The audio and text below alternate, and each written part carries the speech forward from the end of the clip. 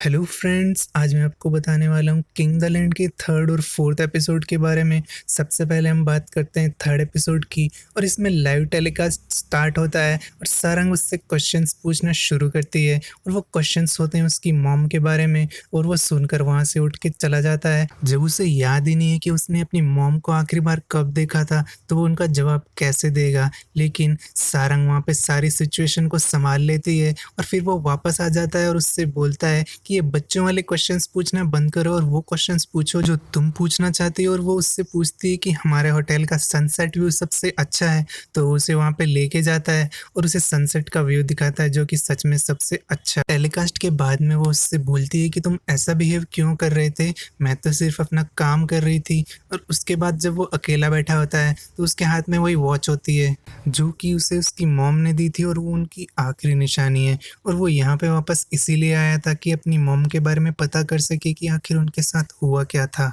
सारंग की air hostess friend miss दंग अपने कॉलिग को एक गिफ्ट देती है जिसने कि लास्ट टाइम उसकी हेल्प की थी। और फिर उनका अगला शूट शुरू होता है जहाँ पे उन्हें स्माइल का पोज देते हुए फोटोज खिंचाने हैं। और सारंग बहुत अच्छे अच्छे पोज देते हुए फोटोज खिंचाती है, लेकिन गोवन बहुत नाटक करता है और बहुत एक्टिंग करते हुए ड्रामा करने लगता है जिससे कि कैमरामैन भी परेशान हो जाता है। और फिर उनका आखिरी शूट शुरू होता है जो कि एक बोट के अंदर होता है और गोवन को एक मछली को पकड़ के फोटोशूट कराना है। लेकिन वो फिर भी नाटक करता है और फोटोग्राफर तंग आकर फोटोशूट को एंड कर देता है। बोट वापस घर जाने वाली होती है तभी उसका बोट का ड्राइवर उनसे कहता है कि बोट खराब हो गई और तुम लोगों को यहाँ पास ही के एक होटल में रुकना पड़ेगा। और वो उन्हें वहाँ पे लेके चला जाता है और वो एक अजीब सी जगह पे जाके रुकते हैं और वो एक होटल की तरफ जाने लगते हैं जहाँ पे गोवन को बहुत डर लग रहा होता है और वो सारंग के पीछे पीछे चल रहा होता है। तभी उसे अचानक कोई नजर आता है और वो डर के गिर के बेहोश हो जाता है। उसकी आंख खुलती है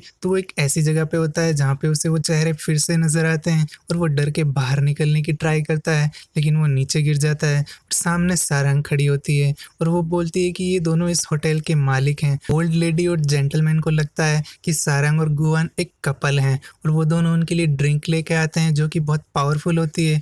लेकिन उन दोनों में कंपटीशन हो जाता है कि ज़्यादा कौन पी सकता है और थोड़ा सा पीने के बाद ही उनको चढ़ जाती है और वो दोनों एक दूसरे से बातें करने लगते हैं। सारंग उससे बोलती है कि तुम हर चीज़ में कंप्लेन करते रहते हो और वो बोलता है कि तुम्हारी स्माइल से मुझे नफरत है। जब वो स्माइल करती है तो वो उसे देखता ही रह जाता है और शायद वो उसे पसंद करने लगा है। और फिर वो दोनों अपने अपने रूम में चले जाते हैं और जाके सो जाते हैं। और जब वो सुबह उठते हैं तो वो अचानक से उसके ऊपर ही जाके नीचे गिरती है और फिर वो दोनों अपनी खिड़की में से बाहर का नज़ारा देखते हैं जो कि बहुत ही ज़्यादा खूबसूरत होता है। और फिर गोवन बाहर आके बैठ जाता है जहाँ पे वो अंकल उसे एक साइकिल ला के देते हैं और बोलते हैं कि तुम इस साइकिल पे इस पूरे आइलैंड पे घूम सकते हो और उस लेडी को भी अपने साथ ले जाना। और फिर वो सारंग के पास जाता है और उससे बोलता है कि चलो मैं तुम्हें घुमा के लाता हूँ। और वो उसके पीछे बैठ जाती है और वो पूरे आइलैंड पर साइकिल से घूमने लगते हैं।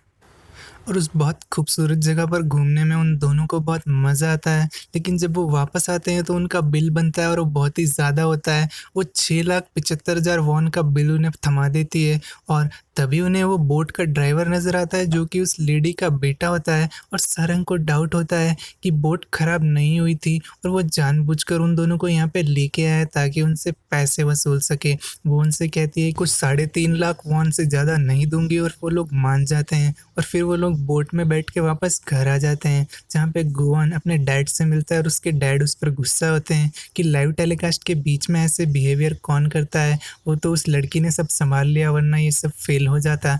तब वो उसकी बहन से मिलता है और कहता है कि ये सब तुमने किया है, तुम्हें ये सब करने की कोई ज़रूरत नहीं थी। पर वो कुछ नहीं बोलती। अगले दिन चेयरमैन सारंग से मिलने आते हैं और उससे बोलते हैं कि हमारा शो हिट हो गया है तुम्हारी वजह से और इसीलिए मैं तुम्हें अपर लेवल पे प्रमोट करने वाला हूँ और अब तुम अपर लेवल एम्प्लॉय के तौर पे काम करोगी। और उसका प्रमोशन हो जाता है और गोवन हमें नज़र आता है लैपटॉप पे सारंग की तस्वीर देखता हुआ और उसे क्लोजअप में देख रहा होता है और स्माइल कर रहा होता है। उसे अब यकीन हो गया है कि वो सारंग को पसंद करने लगा है और वो सारंग को जाके ये सब बताना चाहता है। जैसे ही वो बाहर निकलता है सारंग उसके सामने नज़र आती है और वो किसी से बात कर रही होती है। वो साइड में छुप के सारंग को देखने लगता है और जब वो जाने लगती है तो वो उसके लिए कुछ खाने का लेके उसके पीछे जाने लगता है। जैसे ही वो उसे आवाज़ देने वाला होता है सारंग का बॉयफ्रेंड आ जाता है और वो सारंग को हक कर लेता है और गुआन ये देखकर वापस पीछे हट जाता है। फोर्थ एपिसोड में सारंग अपने बॉयफ्रेंड से बोलती है कि मेरे साथ इतना सब कुछ करने के बाद में तुम इतना कैजुअल कैसे हो सकते हो, अब मुझे कभी भी अपनी शक्ल मत दिखाना। और वो वहाँ से चली जाती है और हमें गुआन नज़र आता है जो कि रोड पे गाड़ी चला रहा होता है। तभी पुलिस वाला आता है और उसका चालान बनाने लगता है। वो पुलिसमैन उसकी शक्ल देखकर उससे बोलता है कि तुम बड़े सैड लग रहे हो, क्या तुम्हारी गर्लफ्रेंड है, क्या उसकी ज़िंदगी में कोई और लड़का भी है।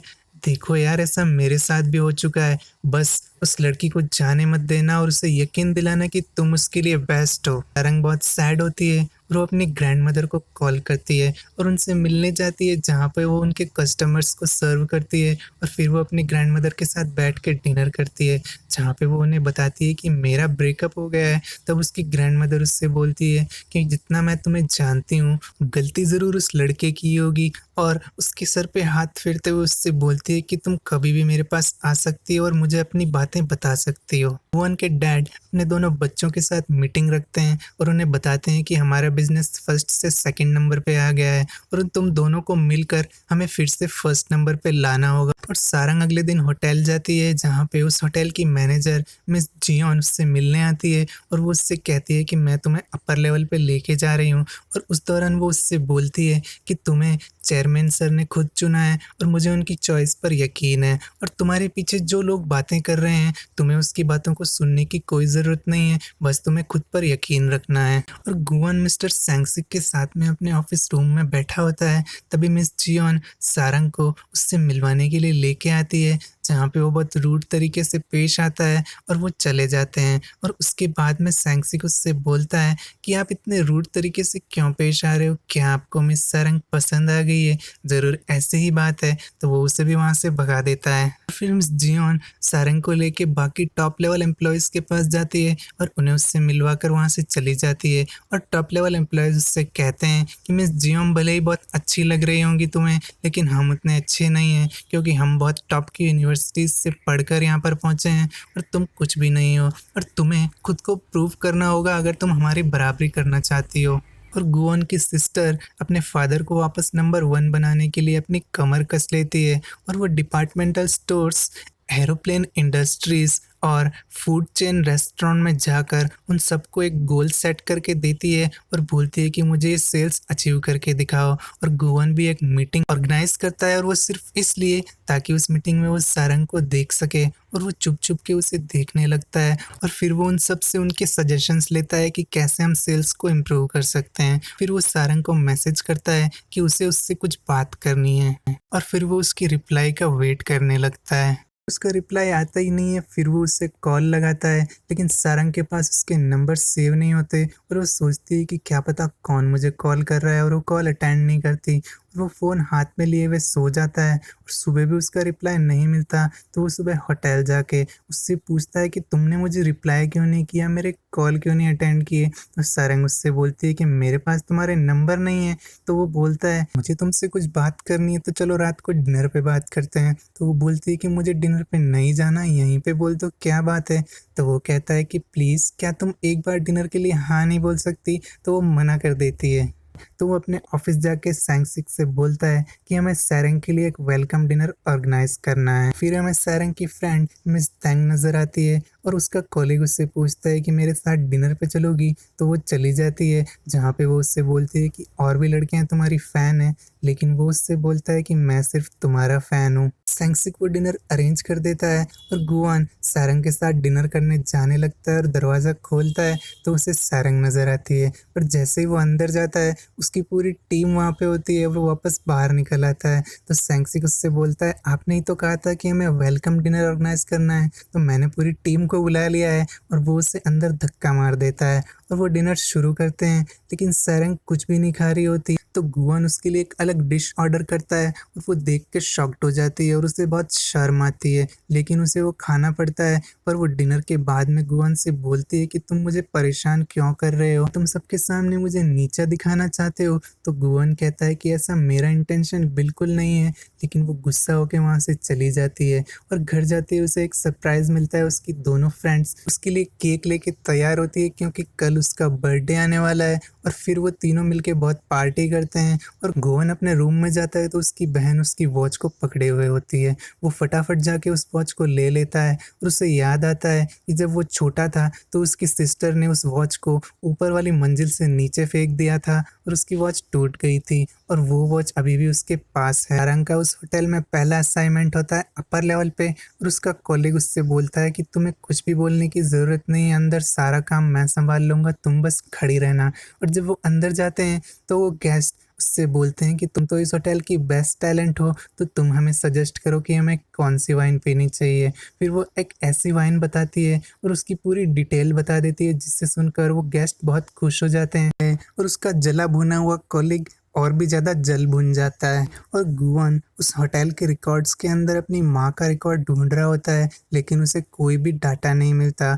और वहीं सैरंग जब बाहर निकलती है तो उसका बॉयफ्रेंड आके बोलता है चलो डिनर करने चलते हैं। तो वो उससे कहती है तुम्हें समझ में नहीं आया जब मैंने तुमसे कहा कि मुझे अपनी शक्ल मत दिखाना, और वो वहाँ से चली जाती है। वो बहुत सैड लग रही होती है और बारिश शुरू हो जाती है। वो एक पार्क में जाके खड़ी हो जाती है। गुआन उसके सर पे छाता रखता है लेकिन वो उससे बोलता है यहाँ पे मेरी खड़े होने की जगह है, यहाँ से दूर हट जाओ। वो दूर हटने लगती है तभी वो स्लिप हो जाती है पर गुआन उसे गिरने से बचा लेता है।